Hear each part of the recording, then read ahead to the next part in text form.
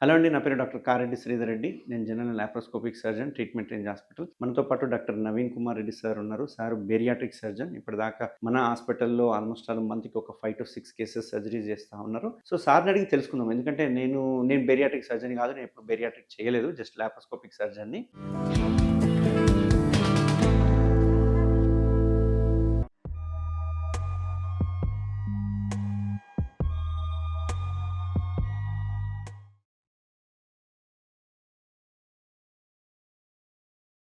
So, అసలు bariatric అంటే ఎందుకు జేయాలి? ఎవరిలో జేయాలి? లేకపోతే చేయడం వల్ల బెనిఫిట్ ఏంది? ఇప్పుడు నా వెయిట్ ఉంది. నా వెయిట్‌కి నేను చేయించుకోవచ్చా బేరియాట్రిక్? లేకపోతే ఆగాలా? లేకపోతే ఏదన్నా కోమార్బిడిటీస్ అంటాం. ఎందుకంటే ఉట్టిగా లావుంటే ఫ్యాషన్ కోసం జేసేది కాదు బేరియాట్రిక్. సో, ఫ్యాషన్‌తో పాటు వాళ్ళకేదైనా కోమార్బిడిటీస్ ఉన్నాయా? అంటే షుగర్ గావచ్చు, బీపీ గావచ్చు, థైరాయిడ్ గావచ్చు, లేకపోతే హార్ట్ రిలేటెడ్ గావచ్చు, వాళ్ళ family history of heart disease ఏమన్నా ఉన్నాయి. ఇట్లాంటి వాళ్ళకేమైతదంటే ఈ ఊబకాయం అంటారు గదా! ఇది మనం ఒకప్పుడు కొందరిలో జూసేవాళ్ళం. ఇప్పుడు 10 మందిలో 7 మెంబర్స్ ఊబకాయంతోటే ఉన్నారు. ఈవెన్ చిన్నప్పటి నుంచే, చిన్న ఏజ్ నుంచే ఊబకాయం జూస్తా ఉన్నాం. సో, ఎంత BMI ఉంటే అంటే మన బాడీ మెజర్‌మెంట్ ఎంత ఉంటే, హిప్ రేషియో గాని ఎంత ఉంటే మనం బేరియాట్రిక్‌కి సూటబుల్ అయితాం. అండ్ బేరియాట్రిక్ ఎంతవరకు సేఫ్ అండ్ బేరియాట్రిక్ సర్జరీ అయిన తర్వాత తీసుకోవాల్సిన జాగ్రత్తలేంది? అండ్ నాకు బాగా డౌట్ ఉండేదేంది అంటే బేరియాట్రిక్ జేయించుకున్నాక మళ్ళీ లావు కామా?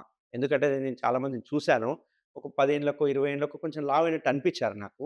ఇప్పుడు ఆల్రెడీ మనం కొంచెం పార్ట్ ఆఫ్ స్టమక్ తీసినాం. మళ్ళీ లావైతే మళ్ళీ తీయాలనా? మళ్ళీ సర్జరీ జేయాలా?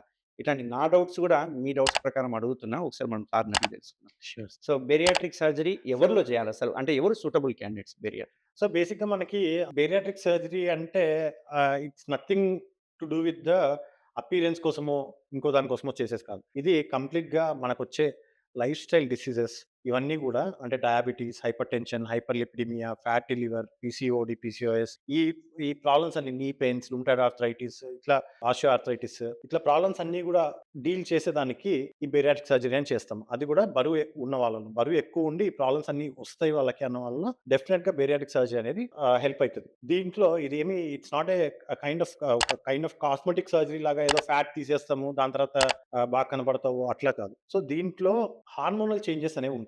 ఆ హార్మోనల్ చేంజెస్ రావడం వల్ల గట్ గట్‌లో మనం కొన్ని ఆల్టరేషన్స్ చేస్తాం. ఆ ఆల్టరేషన్స్ రావడం వల్ల మనకు స్లోగా వెయిట్ లాస్ స్టార్ట్ అయితది. ఎవ్రీ వీక్, ఎవ్రీ మంత్ కొద్దిగా వెయిట్ లూజ్ అయితూ 30, 40, 50, 60, 70 ఇన్ని కేజెస్ కూడా వాళ్ళు చాలా ఈజీగా in less than a year or 2 years lose అయ్యి హెల్తీ వెయిట్ మెయింటైన్ చేసుకోగలుగుతూ, దాంతో పాటు ఈ జబ్బులు ఏవైనా సరే, లైఫ్ స్టైల్ డిసీజ్ ఏవైనా సరే, డయాబెటిస్ కానీ, హైపర్ టెన్షన్ గాని, ఇందాక మెన్షన్ చేసిన ఏ లైఫ్ స్టైల్ డిసీజెస్ కూడా వాళ్ళ దరిదాపులకు కూడా అట్‌లీస్ట్ ఒక 10 ఇయర్స్ వరకు రాకుండా వాళ్ళకి రాకుండా కాపాడేది బేరియాట్రిక్ సర్జరీ.